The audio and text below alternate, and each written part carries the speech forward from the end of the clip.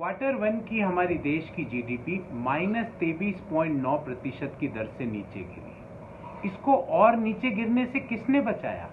इसको और नीचे गिरने से हमारे देश के किसानों ने, हमारे अन्नदाताओं ने बचाया, क्योंकि कोरोना काल में भी उन्होंने अपनी मेहनत से, अपने पसीने से एग्रीकल्चर ग्रोथ को +3.2% मेंटेन करके रखा।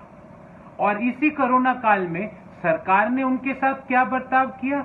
इसी काल में सरकार ने उनके ऊपर 3 काले ऑर्डिनेंसेस थोप दिए।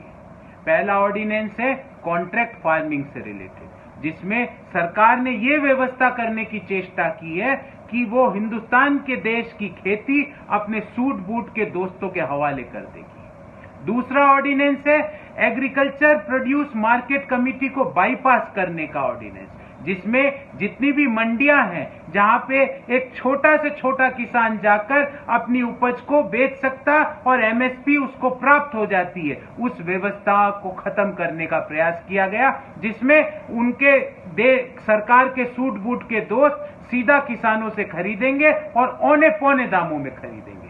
कहां एमएसपी की व्यवस्था है उसका कहीं उल्लेख नहीं।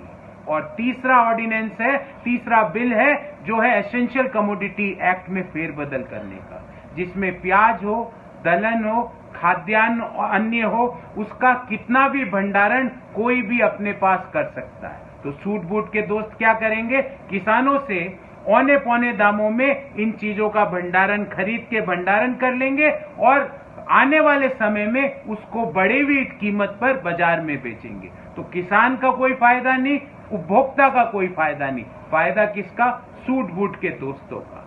आज जब देश के लाखों किसान सड़कों पर उतर के आए हैं और प्रधानमंत्री जी से कह रहे हैं कि इन तीनों ऑर्डिनेंस में एक जगह भी एमएसपी मिलेगी किसान को उसकी उपज की, वहां कहां उल्लेख है? सरकार के पास कोई उत्तर नहीं। प्रधानमंत्री जी कहते हैं कि हम प्रतिबद्ध हैं एमएसपी देने के लिए।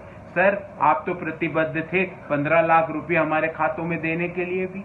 आप तो प्रतिबद्ध थे 2 करोड़ नौकरियां प्रतिवर्ष सृजन करने के लिए। आप तो प्रतिबद्ध थे 100 स्मार्ट सिटी बनाने के लिए। आप तो प्रतिबद्ध थे कि मेक इन इंडिया के शेयर को गुर्राएंगे देश में। पर आपकी प्रतिबद्धता सच्चाई से बहुत परे है। दूसरा, प्रधानमंत्री जी और कृषि मंत्री जी कह रहे हैं कि कांग्रेस ने अपने 2019 के घोषणा पत्र में एपीएमसी को हटाने की बात कही थी। सर, पूरा घोषणा पत्र पढ़िए अगर आपको पढ़ना है तो। उस घोषणा पत्र में एपीएमसी को रूल आउट करने से पहले इस बात का उल्लेख किया गया था कि सबसे पहले छोटे कस्बों में, छोटे शहरों में, गांवों के पास हजारों की संख्या में फार्मर्स मार्केट की व्यवस्था की जाएगी। उसके पश्चात एपीएमसी को हटाने की बात लिखी गई है। आपने व्यवस्था की क्या सर ऐसी? और हमने हर जगह ये लिखा कि हम किसानों को एमएसपी देने के लिए प्रतिबद्ध हैं। जब किसान के मन में आज ये शंकाएं हैं तो आप उनकी शंकाओं का निदान क्यों नहीं करते? आप इन सारे जो ऑर्डिनेंसेज है इसमें एमएसपी का एश्योरेंस किसान को क्यों नहीं दे पा रहे हैं?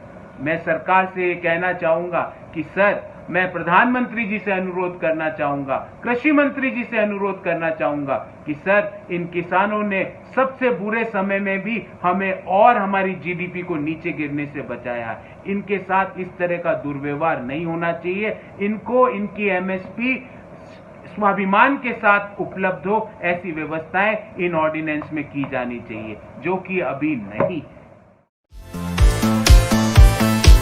अगर आपको हमारे वीडियोस पसंद आए तो प्लीज लाइक करें, सब्सक्राइब करें और शेयर करें।